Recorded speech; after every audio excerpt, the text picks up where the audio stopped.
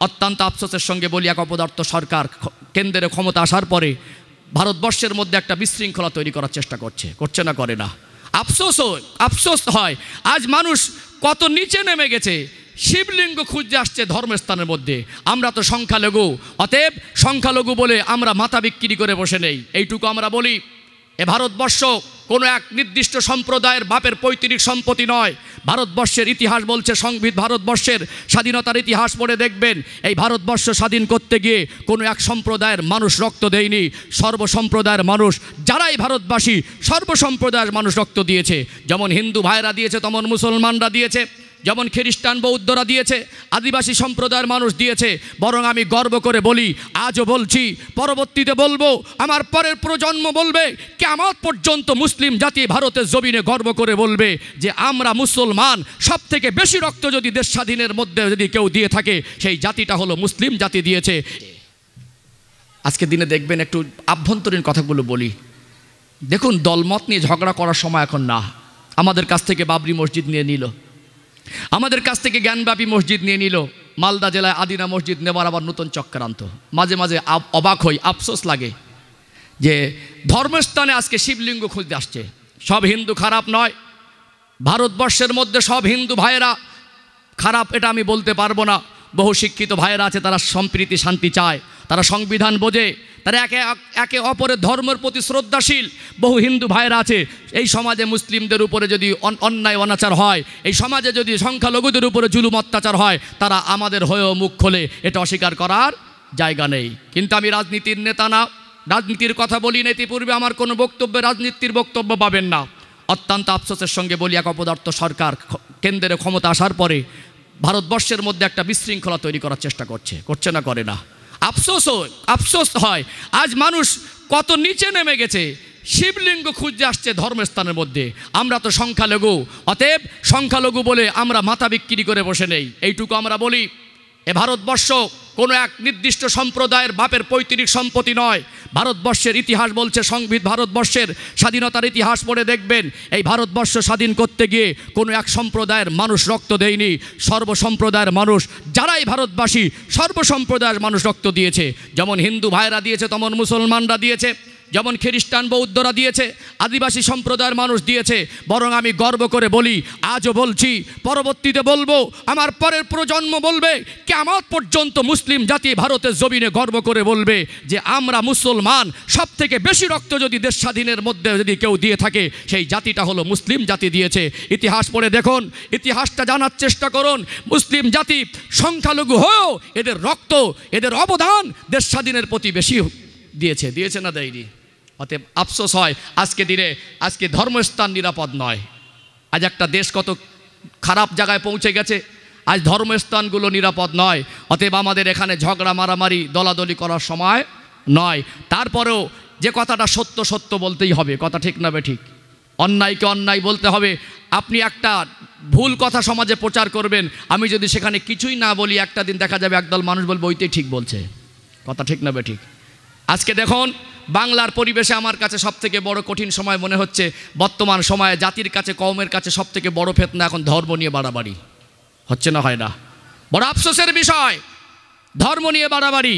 মানুষের ভিতরের লুকানো চরিত্রকে পবিত্র করা দরকার আছে না নেই?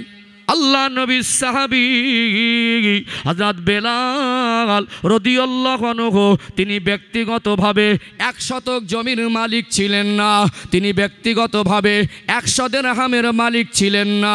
তার চেহারাটা খুব দেখতে সুন্দর ছিল না, হাড়ির তলা যেমন কালো তার থেকে বেশি কালো। কিছু কালো মানুষ আছে তাদের ফেস কাটিং ভালো, কিন্তু তার দেখতে ফেস কাটিং অত সুন্দর ছিল না। তার ভিতরের জীবনটা তো পবিত্র ছিল, তার আমালে জিন্দেগি এত সুন্দর ছিল, তার মনের মধ্যে আল্লাহর ভয় আর নবীর ভালোবাসা এত বেশি পরিমাণ ছিল। তিনি জমিনে হাঁটলে তানার পায়ের আওয়াজ আল্লাহর জান্নাতের মধ্যে শোনা যেত। জোরে বলুন সুবহানাল্লাহ। তিনি ঈমান আনার কারণে মক্কার কুরাইশরা, ইসলামের দুশমনেরা তানাকে ধরে জুলুম অত্যাচার যথেষ্ট পরিমাণে করেছিল। শুধুমাত্র জানটুকু বেরিয়ে যেতে বাকি ছিল। একটা লোহার টুকরা উত্তপ্ত আগুনে লাল করে মুখের মধ্যে ঢুকিয়ে দেওয়ার কারণে সারা জীবনের মতো তোতলা হয়ে গিয়েছিলেন। শুদ্ধ করে আজান দিতে পারতেন না। তিনি আজান শুরু করতেন, জমিনে আওয়াজটা পৌঁছে যেত আল্লাহ পাকের আরশে আজিমে। আল্লাহ চেহারা দেখবেন না, আল্লাহ দুনিয়ার মানুষের জামা কাপড় ঘর বাড়ি দেখে বিচার করবেন না। ভিতরের মনুষ্যত্বের পরিবর্তন দরকার আছে না নেই? ও ভাইজানেরা, দেখবেন দুনিয়ায় যত দিন যাচ্ছে মানুষ বলছে উন্নতি হয়েছি। ইন্টারনেট আবিষ্কার হলো, মোবাইল আবিষ্কার হলো, ল্যাপটপ কম্পিউটার আবিষ্কার হলো, রকেট বিমান আবিষ্কার হলো, মানুষ মঙ্গল গ্রহের চাঁদে পৌঁছে যাচ্ছে। মানুষ আজকে কত উন্নত হয়েছে মনে করছে।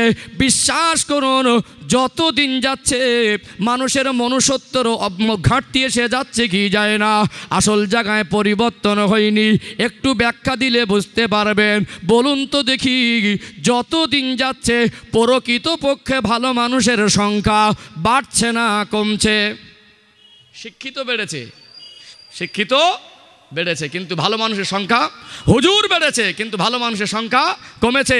মুসল্লি বেড়েছে, হাজি বেড়েছে, সব বেড়ে গেছে। আগে এক একটা এলাকা একটা হাজি সাহেব, এক একটা এলাকা একটা হুজুর, কত সম্মান ছিল। এখন ঘরে ঘরে হুজুর আর ঘরে ঘরে হাজি। কিন্তু প্রকৃত ভালো মানুষের সংখ্যা, এলেমওয়ালা বেড়েছে, তাকওয়ালা বাড়িনি।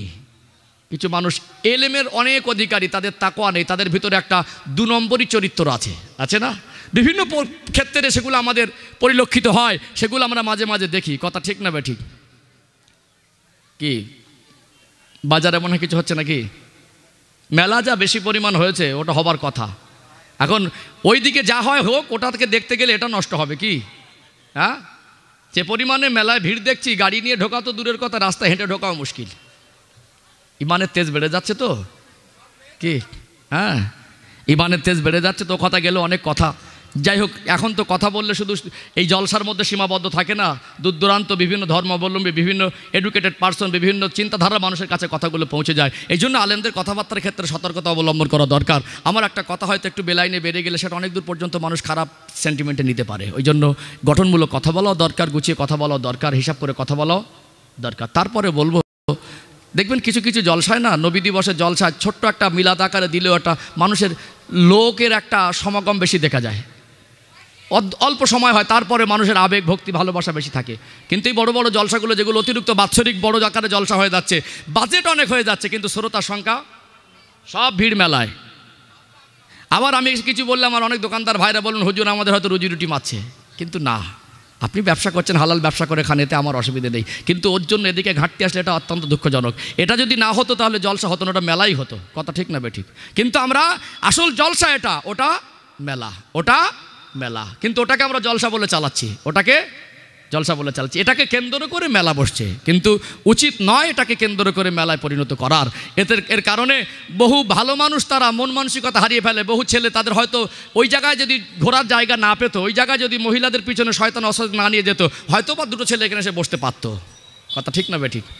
আবার অনেক মানুষ এখন তো মানে পজিটিভ নেওয়ার থেকে নেগেটিভ নেওয়া মানুষ সমাজে বেশি হয়ে গেছে। সমস্যা খুব, বুঝলেন?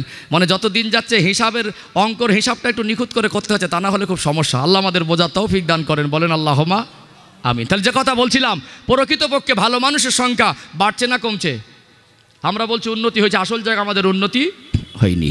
ও ভাইজানেরা, সোনার মানিক যুবকেরা, আব্বারা মায়েরা, প্রকৃত ভালো মানুষের সংখ্যা সমাজে কমে গেছে। দেখবেন ভালো মানুষ যিনি হয়, ধনীও হতে পারে, মধ্যবিত্ত হতে পারে, গরিবও হতে পারে, কি পারে না। শুধু ধনীরাই ভালো এমন বলা যাবে না। প্রকৃত এক শ্রেণীর মানুষ ভালো, অতএব সে অর্থশালীর মধ্যেও ভালো আছে, মধ্যবিত্তর মধ্যেও ভালো আছে, গরিবদের মধ্যেও ভালো আছে না নেই? যারা প্রকৃত ভালো মানুষ, যাদের আমালে জিন্দেগি পবিত্র, যাদের সঙ্গে আল্লাহ আর আমার দয়ার নবীর সম্পর্ক অনেক গভীর, যাদের অন্তরে আল্লাহর ভয়ের পরিমাণ বেশি, ওই মানুষটা জিন্দেগির উপরে আল্লাহ সন্তুষ্ট।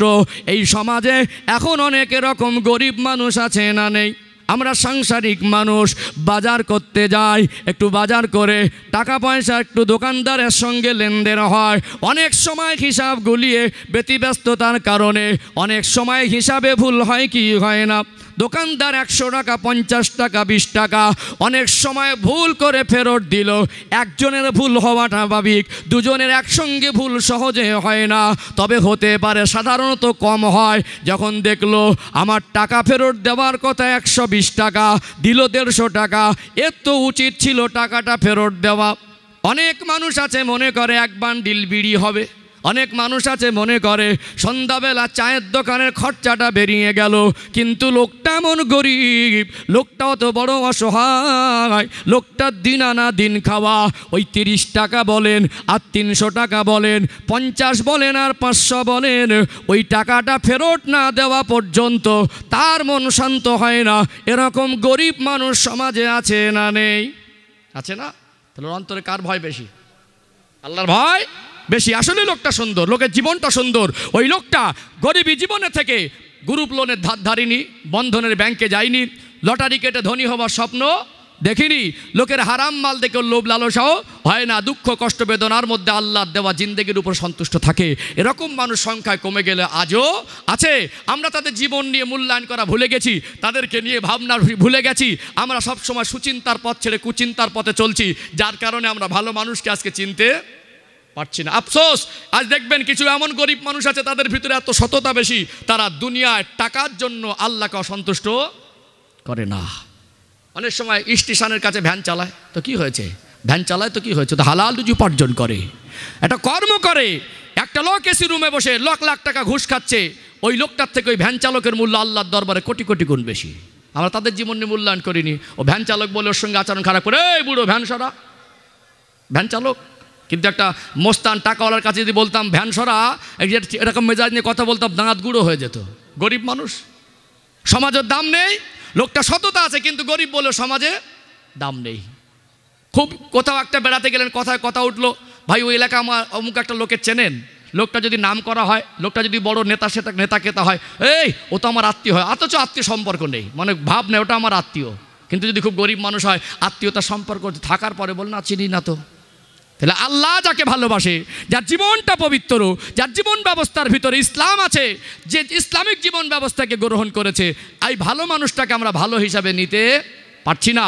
এটা আমাদের জীবনে একটা বড় কমজোরি। তাহলে সংখ্যায় তো ভালো মানুষ কমে যাচ্ছে, আর ভালো মানুষ গরিব বলে আজকে দিনে মানুষের আচরণে তারা নিরাপদ নয়। অনেক জায়গায় দেখবেন বাড়ির পাশে অনুষ্ঠান হলে গরিব বলে তাকে বঞ্চিত করে।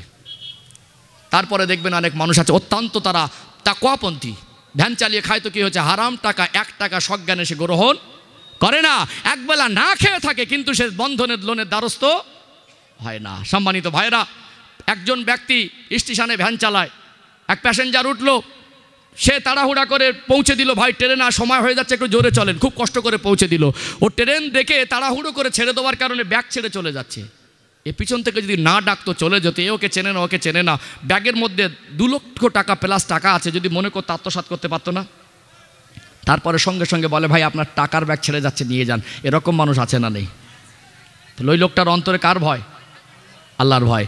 একে আমরা 4 আনা পয়সা দাম দেব না। এই গরিব বলে, সততা আছে, শিক্ষিত, তারপরে অর্থ নেই বলে মসজিদের কমিটি হতে পারবে না, মাদ্রাসার কমিটি হতে পারবে না, ভালো জায়গায় দায়িত্ব পাবে না, আশপাশে ধনী লোকের বাড়ি আমন্ত্রণ পাবে না।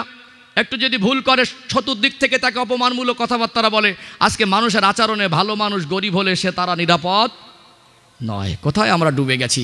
আল্লাহর প্রিয় মানুষগুলোকে আমরা ভালো হিসাবে নিতে পারছি না, মানে কি আমাদের মনুষ্যত্ব খারাপ হয়ে গেছে না? এত খারাপ হয়ে গেছে, ভালো জিনিস আমাদের আর ভালো লাগে না, এত খারাপ হয়ে গেছে। আমরা ঘুষখোর, সুদখোর, হারামখোরগুলোকে বলবো স্যার ভালো আছেন, ওখানে মিষ্টি মিষ্টি কথা বলবো, আর গরিব মানুষ বলে সততা আছে, তারপরে ওর কোনো 4 আনা পয়সা। বুঝতে পারছেন? সমাজের আমি বোঝাতে চাইছি, আজকে আমাদের চিন্তাধারা, আমাদের আভ্যন্তরীণ চরিত্র, আমাদের মনুষ্যত্ব আমরা কোন জায়গায় পৌঁছে দিয়েছি। আসলে ইসলামকে আমাদেরকে এই অন্ধকারের রাস্তা দেখিয়েছে না। যেমন এখানে আমি বসে সমাজের দোষ ত্রুটি তুলে ধরছি, যেমন জাতির বর্তমান চলার জীবন ব্যবস্থার আসল চিত্র তুলে ফুটিয়ে তোলার চেষ্টা করছি। মনে রাখবেন, একজন ডক্টরের কাছে গেলে একটা পেশেন্ট বা রুগী তার কাজ হলো দুটো। প্রথম তার রোগ নির্ণয় করা, তারপরে তার ঔষধ দেওয়া। আমি শুধু রোগ বর্ণনা করে যাব না। ইসলামিক জীবন ব্যবস্থার মধ্যে আমাদের আলোর রাস্তা কোথায় আছে, কেমন আলোর রাস্তা ভুলে আমরা অন্ধকারের জগতে ডুবে আছি, এটুকু আমি পার্থক্য দৃষ্টান্তর মাধ্যমে বুঝিয়ে দেবো ইনশাআল্লাহ। তাহলে আমি তিনটে কথা বলছি। একটা কথা যেটা বলতে চেয়েছি, সমাজে ভালো মানুষের সংখ্যা কমে গেছে, কিন্তু তারপরেও গরিব যদি হয়, ভালো মানুষের মধ্যে ধনী আছে, মধ্যবিত্ত আছে, গরিব আছে। যারা গরিব এ ভালো হলে সমাজের চারানা পয়সা দাম নেই। তাহলে সমাজের মানুষের আচরণে একটা ভালো মানুষ গরিব বলে সে নিরাপদ না। চলুন আরেকটা পয়েন্ট তুলে ধরি। ও ভাইজানেরা, সোনার মানিক যুবকেরা, আব্বারা মায়েরা, একটু গভীর মনোযোগ দিয়ে শুনুন। দেখবেন এই দুনিয়া জমিন, এই জমিনে আল্লাহ দয়াময় যুগে যুগে নবী রসুলকে পাঠিয়েছেন। আল্লাহ পাক আমার নবীর পরে আর কোনো নবী পাঠাবেন না। আনা খাতামান নাবিয়িনা লা নাবিয়্যা বাদি। আল্লাহ পাক আল্লাহ নবী বললেন, আমি হলাম শেষ নবী, কিয়ামত পর্যন্ত আর কোনো নবী আসবে না। অতএব দিনের দাওয়াতটা আল্লাহ পাক বন্ধ করেননি। আল্লাহ পাক ওলামা সম্প্রদায়ের দ্বারা দিনের দাওয়াত, কোরআনের বাণী, ইসলামের কথাগুলো মানুষের কাছে কিয়ামত পর্যন্ত পৌঁছানোর একটা ব্যবস্থা করেছেন না করেন নাই?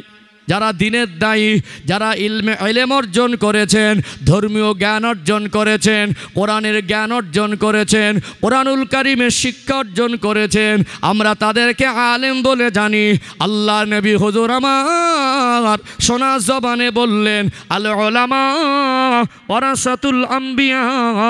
আমি রাসূলুল্লাহ জানিয়ে দিলাম, আলেম সম্প্রদায়রা হলো আমি নবীর ওয়ারিস। অতএব আলেমরা যে নবীর ওয়ারিস, এটা আলেমদের দাবি নয়, এটা আমার নবীর জবানে ঘোষিত কথা। দেখবেন দুনিয়ার চিত্ররূপ, সর্বস্তরে সব ভালো মানুষ নেই, সব নেতা খারাপ নয়, সব হুজুর খারাপ নয়, সব ব্যবসায়ী খারাপ নয়, সর্বস্তরের মধ্যে ভালো খারাপ মিশে আছে না নেই? একটা ফলের গাছের নিচে গিয়ে দাঁড়িয়ে দেখবেন, গাছে যখন ফল হয় সবটা ফ্রেশ হয় না, দু চারটে বেকার পোকা থাকে কি থাকে না? ধানের শীষে দেখবেন, ধানের শীষে সব ধান থাকে না, দু চারটে চিটে থাকাটাই স্বাভাবিক। আর ভালো আর খারাপ মিলিয়ে থাকবে, এটাই হলো স্বাভাবিক। একটা আলুর বস্তায় যদি দুটো আলু পচে যায়, ওই পচা আলু দুটোকে বের করে দেওয়া হলো বুদ্ধিমানের কাজ।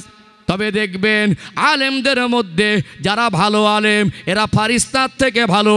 আলেমদের মধ্যে যারা খারাপ, এরা শয়তানের থেকে নিকৃষ্ট। অতএব আমি বলবো, আমি রবিউল ইসলাম আমার দিয়ে বলি, আমার চালচলন, আমার আমালে জিন্দেগি, আমার আখলাক, আমার মানসিকতা, আমার বায়ান বক্তব্য, আমার চিন্তাধারা যদি আলেমের মতো না হয়, আমার থেকে মুখটা সরিয়ে নেন। আজ যদিও আগের দিনে ভালোর প্রত্যেকটা স্তরে ভালোর সংখ্যা বেশি ছিল, খারাপের সংখ্যা কম ছিল। আজকে দিনে খারাপের সংখ্যা বেশি, ভালোর সংখ্যা কম। অতএব ভালো নেই এটা বলা যাবে না। যে ভালো আলেম, আল্লাহ নবী যাকে ওয়ারিস বলে সম্বোধন করেছেন, আল্লাহ নবী যাকে ওয়ারিস বলে ঘোষণা করেছেন, ওই ব্যক্তিটাকে সম্মান শ্রদ্ধা করা আর তার সঙ্গে সুসম্পর্ক রাখার দরকার আছে না নেই? আছে না নেই? ও ভাইয়েরা, বাবাজিরা, একটু গভীরভাবে বুঝবেন। আজকে মসজিদগুলো কত উন্নত করেছে। মসজিদের টাইলস, মার্বেল, এসিগুলো 5 স্টার, 3 তলা হয়ে গেল, দামি দামি ডিজাইন মিনার লাগানো হয়ে গেল, ক্যাশিয়ার শিক্ষিত, সেক্রেটারি শিক্ষিত, দুনিয়ায়রা দুনিয়াদারিতে মত্ত হয়ে আছে। কিন্তু আজকে দিনে দেখবেন আমরা কোন জগতে ডুবে আছি। একজন নবীর ওয়ারিস, তাকে যথাযোগ্য সম্মান দেওয়া হচ্ছে না। আমি মেনশন করে কোনো গ্রাম বা এলাকার কথা বলছি না, সমাজের চিত্র তুলে ধরছি। কিছু কিছু গ্রামে কিছু ডেঞ্জার মুসল্লিয়ার কমিটির কারণে যত ভালো আলেম এনে দেবেন, ওই গ্রামে 6 মাস 1 বছরের বেশি স্থায়ী হয় না। আমার কেউ যেন গায়ে পেতে নেন না, খুব কঠিন কথা তো। কোনো কথাগুলো কোনো এলাকা বা কোনো ব্যক্তি বিশেষ বা কোনো ব্যক্তিকে মেনশন করে বলা উদ্দেশ্য নয়। সমাজের মানুষের যে চিন্তাধারা বোঝাচ্ছি। আজকে দিনে যত ভালো আলেম এনে দেবেন, কিছু কিছু জায়গায়, কিছু কিছু মসজিদে ওই যত ভালো আলেম এনে দেন, মানুষের আচরণে তারা নিরাপদ 6 মাস টেকসই হয় না। কিছু কিছু মুসল্লি আছে ডেঞ্জার মুসল্লি, বুঝলেন? সামনে গিয়ে হুজুর আসসালামু আলাইকুম, আপনার গলার আওয়াজটা না খুব ভালো। হুজুর আপনি জুমার দিন নামাজ পড়ান না, মন গলে যায়। হুজুর আপনি দোয়া করলে মানুষ কেঁদে ফেলে। সামনে হুজুরের প্রশংসা করলো, ও হচ্ছে ডেঞ্জার জিনিস, পিছনে গিয়ে ওই লোকটা হুজুরের পিছনে কুটনি করে, আছে না? ওই লোকটা হুজুরের পিছনে কোটনামও করে, ওই লোকটা হুজুরের পিছনে গীবত করে, ওই লোকটা হুজুরের বদনাম করার চক্রান্ত করে। কিছু ডেঞ্জার মুসল্লির কারণে এক একটা এলাকায় ভালো ভালো আলেম গিয়েও স্থায়ী হচ্ছে না। তাহলে সাধারণ মানুষের আচরণে একজন নবীর ওয়ারিসও নিরাপদ, নবীর ওয়ারিসও নিরাপদ নয়। তাহলে আমাদের উন্নতি হয়েছে আসল জায়গায় হলো যদি আলেমদের সঙ্গে ভালো মানুষদের সঙ্গে, যাদেরকে আল্লাহ দ্বীনের জ্ঞান দিয়েছেন, আল্লাহ যাদেরকে ভালোবাসেন, ইন্নামা ইয়াখশাল্লাহা মিন ইবাদিহিল উলামা, যারা আল্লাহকে ওলামা সম্প্রদায়, আল্লাহ বলছেন নিশ্চয়ই ওলামা সম্প্রদায় আমি আল্লাহকে বেশি পরিমাণ ভয় করে। আবারও বলছি, ভালোকে ভালো বলতে হবে, খারাপকে খারাপ বলতে হবে। যদি কারো আদর্শ চালচলন খারাপ হয় তার থেকে মুখটা ফিরিয়ে নেন। কিন্তু আপনার জীবন, আপনি সাধারণ মানুষ, একটা আলেমের সঙ্গে সুসম্পর্ক যদি না থাকে, একটা নবীর ওয়ারিসের সঙ্গে সুসম্পর্ক না থাকে, আল্লাহকে অধিক ভয় করনেওয়ালা একজন এলেমওয়ালার সঙ্গে আপনার সুসম্পর্ক না থাকে, তাহলে বুঝতে হবে আপনার গাড়ি বাড়ির উন্নতি হবে, আপনার আমলের জিন্দেগির উন্নতি হবে না। মানুষ যত ওলামা বিদ্বেষী হচ্ছে, মানুষের জীবন তত আমলে ঘাটতি এসে যাচ্ছে।